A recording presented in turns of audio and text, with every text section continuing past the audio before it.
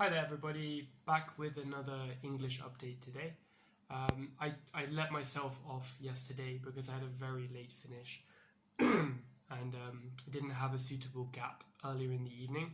But yeah, as such, there's lots to get through, lots of languages sort of piled up.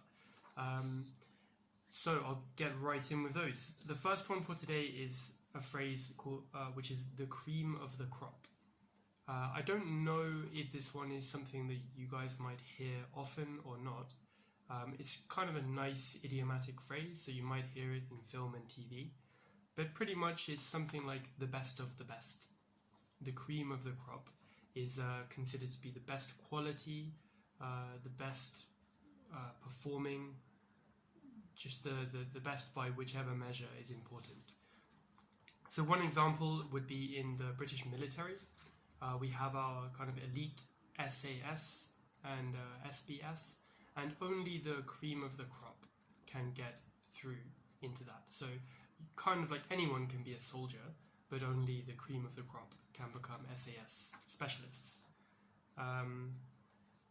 You can also talk about that in the context of education, so and maybe companies' recruitment policies. Perhaps, I don't know from personal experience, sadly, but I imagine lots of the top companies will employ only the best of the best, so they'll employ the cream of the crop from top universities around the world.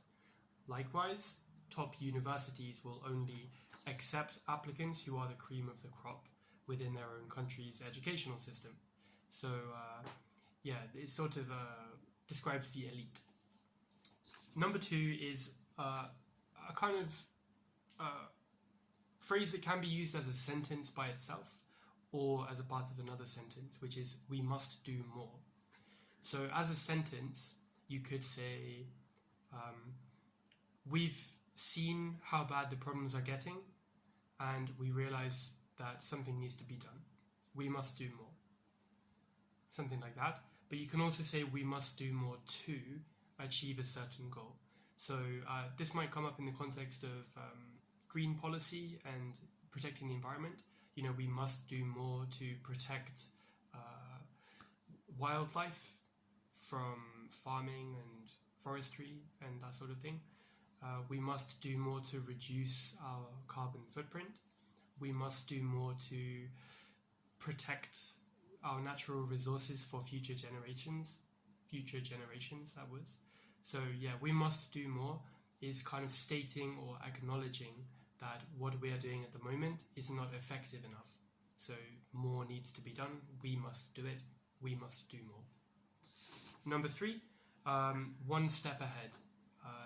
This one came up in a discussion with a young student I teach, and he was commenting how him and his father are always one step ahead, like they're from the future, which did make me smile.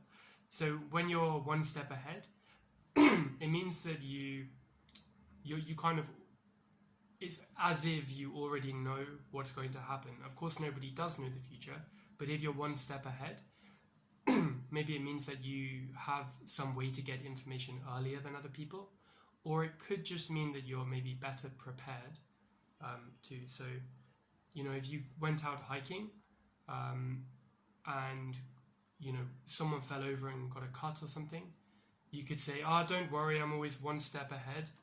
Here's my first aid kit. You know, so you have the first aid kit, you're one step ahead, you're prepared, sorry, and ready. Number four is a really nice one. There's no comparison. This came up in the context of fruit, in fact, and a bit of national pride. So mangoes are delicious, always delicious, but Taiwanese mangoes, now there's no comparison, is what I was told by a Taiwanese student of mine.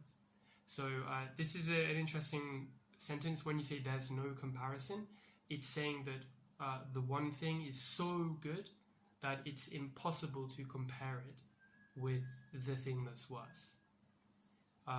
So yeah, I joke that it could be a common phrase that comes up in national pride, statements about national pride. So, you know, when it comes to, I don't know, tea drinking culture, oh yeah, no, I like Japanese tea drinking and I like Chinese tea drinking culture, of course, but with British tea drinking, there's no comparison. You know, of course, I think that's better.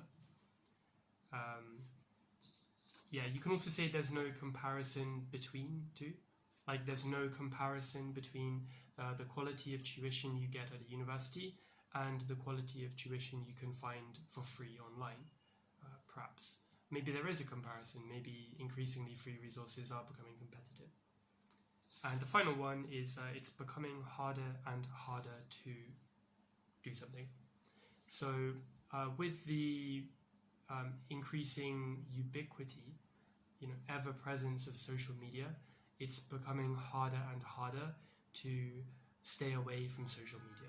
It used to be the case you choose to open a Facebook account or Instagram account or Twitter account, but nowadays maybe people are required to have social media. Suddenly I need a WeChat account for work, not because I necessarily want it, you know. So when you say it's becoming harder and harder too, you're kind of pointing out a trend. So over time, a particular choice maybe is becoming harder to make.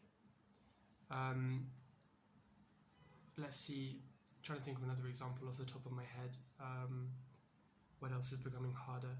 I suppose with the number of features that smartphones now have, it's becoming harder and harder to stick with a stupid phone. With everyone working online nowadays, or more people working online, it's becoming harder and harder to, I don't know, meet new people, I guess. With more people living in cities, it's becoming harder and harder to get on well with your neighbors because of the large population, so on and so forth. Just something's becoming more difficult. And before I finish today, I've written this down just to remind myself. Yeah, please do comment down below the video if you'd like to try and make some of your own sentences. If I find time, I'll reply to you, offer some corrections or suggestions. And yeah, do check out the Quizlet set linked down below in the video description. There you can test yourself and you can review your knowledge of these chunks and all of my previous English updates. Yeah, if you have any comments, otherwise please do get in touch, and see you in the next video. Goodbye.